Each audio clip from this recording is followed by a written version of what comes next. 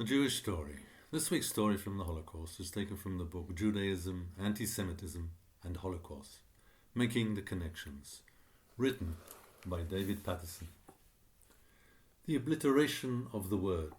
How can one describe the Mussulman?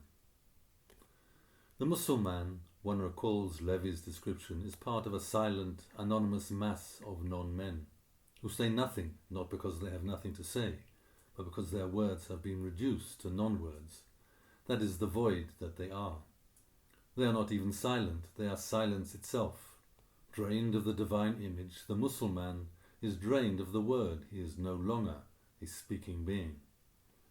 Emptied of the word, the Mussulman is emptied of presence, and yet he is not absent. On the contrary, he is all too present, overwhelmingly so.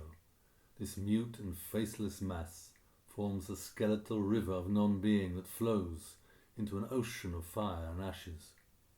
The river flows upward through the chimneys, where the silent, anonymous mass ascends into the silence of the heavens. Indeed, the silence of the heavens is precisely the silence of this anonymous mass. As a speaking being, a human being transcends the vacuous rumbling of the anonymous mass. Having the capacity neither for speech nor for thought, the Jew made Muslim is bled of everything that defines him as a human being. Again, his silence is not the silence of one who does not or cannot speak. It is a dead silence. And an incarnation of silence, the Muslim is the incarnation of hunger. If the Mussulman is the backbone of the camp, as Levi says, hunger is its essence. Like the silence, the hunger is ubiquitous and definitive.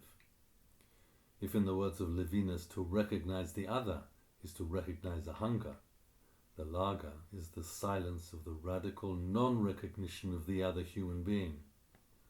The silence of the hunger of the silence, and the radical emptiness of both constitute the essence of the camp and are incarnate in the Mussulman. Fackenheim deems his silence a terrible silence, a silence that cannot be breached. It is the silence of the void. If the human being is created in the image of the divine, the Mussulman is created in the image of the void. But this void is full of a silence that surpasses terror, a silence that swallows the word before it can reach the lips. Neither something nor nothing. It is akin to what Levinas describes as there is. We do not grasp it through a thought, says Levinas. It is immediately there. There is no discourse. Nothing responds to us but this silence. Nothing but the anonymous and senseless rumbling of being, manifest not as thought, but as an absolute indifference. Because there is no word from him, there is no word for him. He is simply there, a tear in the fabric of being. Hence there is no word for what is done to him, no word to express this offence, as Levi says, no word for the demolition of a man. For the demolition of a man is the demolition of the word. It is the demolition of what imparts meaning to a man, and it begins with the demolition of the Jew. Please pass on these words.